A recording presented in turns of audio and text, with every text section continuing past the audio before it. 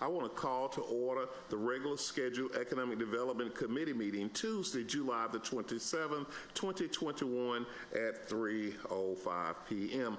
Birmingham City Hall in the City Council Chamber. I call this meeting to order. I'd like to get a motion for our minutes from the last meeting to be approved. Motion to approve the minutes as written.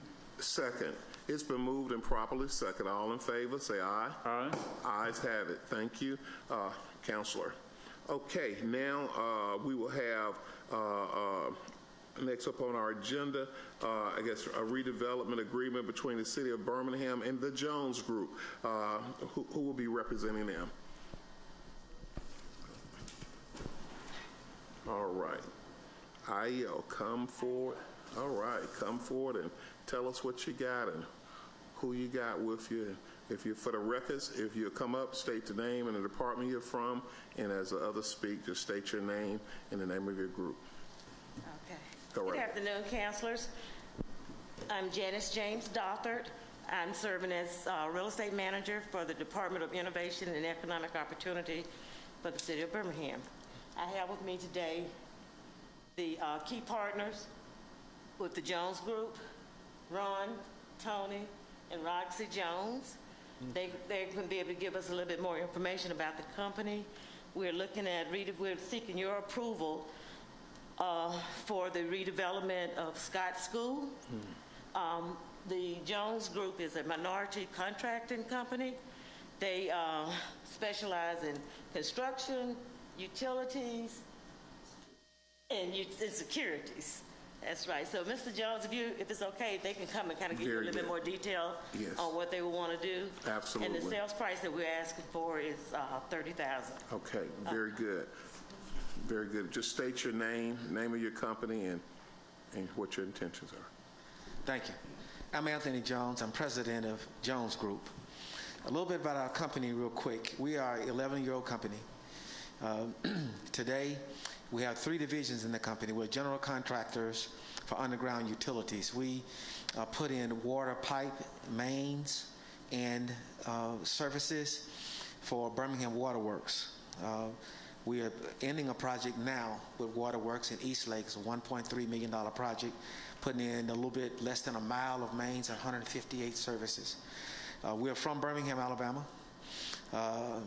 Came up in Ensley Pratt City community. I'm a graduate of Ensley High School. We have a second division in the company, construction. We've been fortunate enough to work every day for the last 4 years for Brasfield and Gorey, subbing under them. They have just mountains of work. And they have taken us into a mentoring program to become general contractors in construction. Third division that we have is, in the final, is a security division. In that division, we bid on projects like we bid on the World Games. We came in second in that opportunity, but we are now looking at some second-tier work. One thing that we're proud of is that Southern companies, who are the parent company for Alabama Power and other state power companies, they have a diversity program that's new. They went through the 10 states that they operate in, and they vetted out many minority companies to choose 33 companies that they would mentor. Jones Group was selected. We're 2 weeks into that program, so we're looking forward to expanding our business on the utility side with Alabama Power. That's a little bit about our company.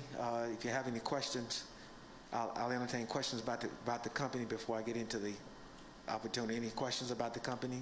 Very good. At this time, my colleague, you have some questions. Yes, sir. How many employees do you have? And I guess, if you could say how many are going to be in your headquarters versus your other staff? Sure. As a general contractor, we sub out opportunities depending on the license that is required. So, and we 1099 that group.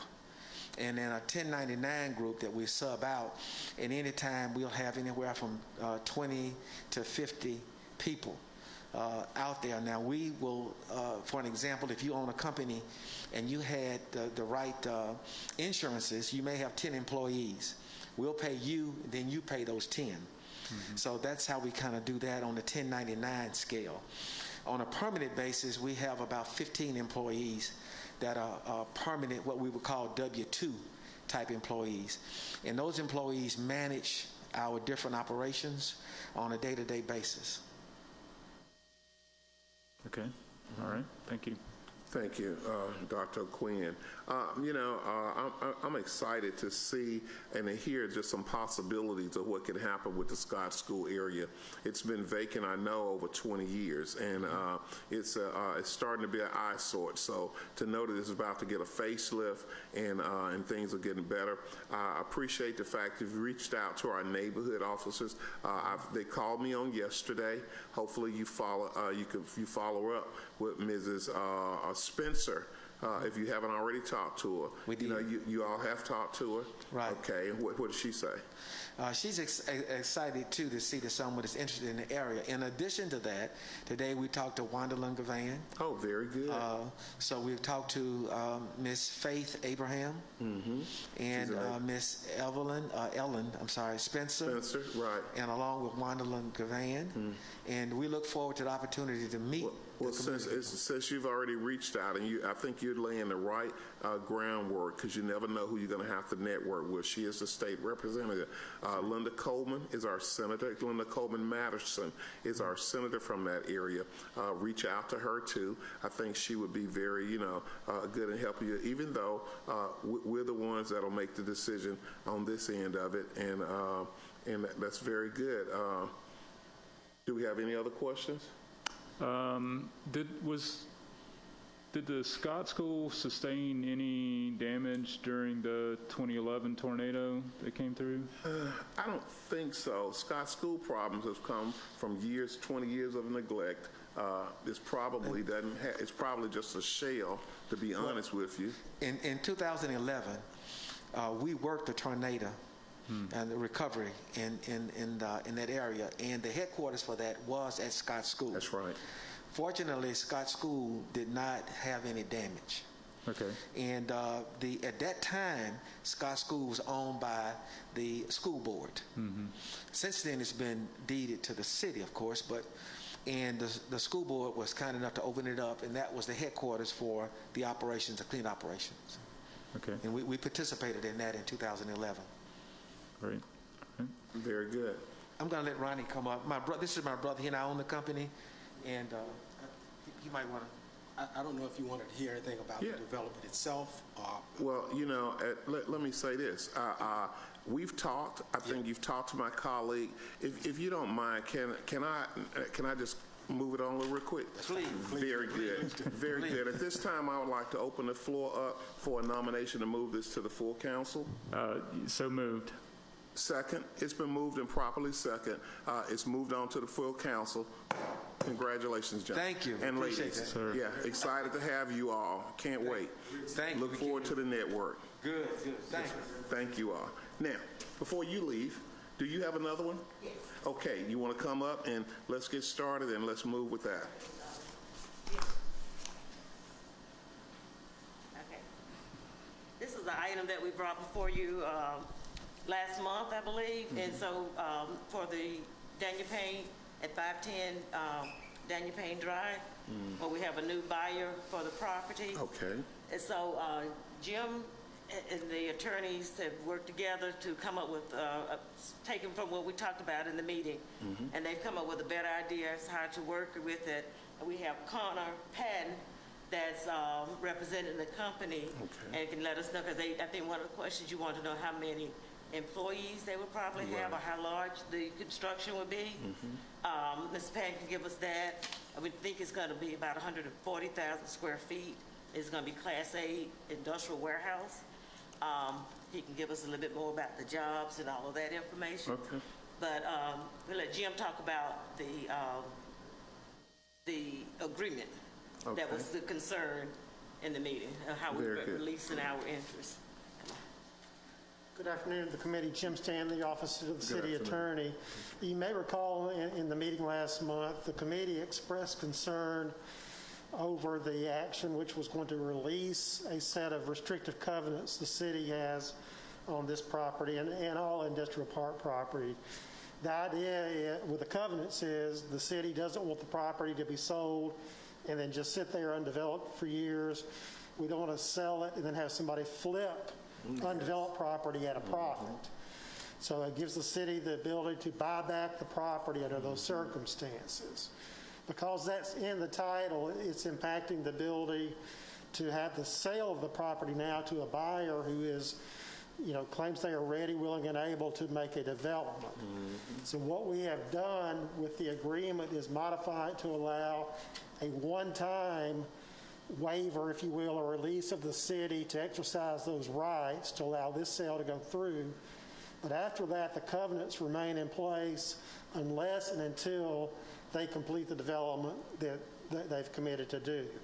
If they don't do the development or if they try to sell some undeveloped property, the city again has the rights to reclaim the property. Oh, very good. They don't go away going forward.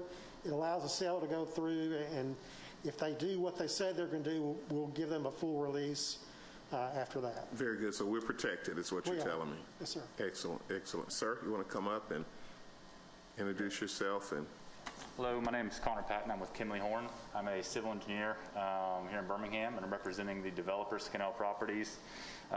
Again, the gist of the project, they want to develop about 140,000 square feet, Class A, really good-looking industrial building. Jobs created, Janice mentioned, we're estimating approximately 70 jobs to be created for the new development, and the total investment is anticipated to be about $13 million from the developer to build this development. So happy to answer any other questions. I know Skinnell Properties is very excited about the property and the purchase opportunity, and they're paid to get this thing built and leased. They're not getting paid to sit on a piece of land, so I think this is a good compromise to not, I see it from your side, you don't want the property to sit vacant, and they want to develop, as quickly as possible as well.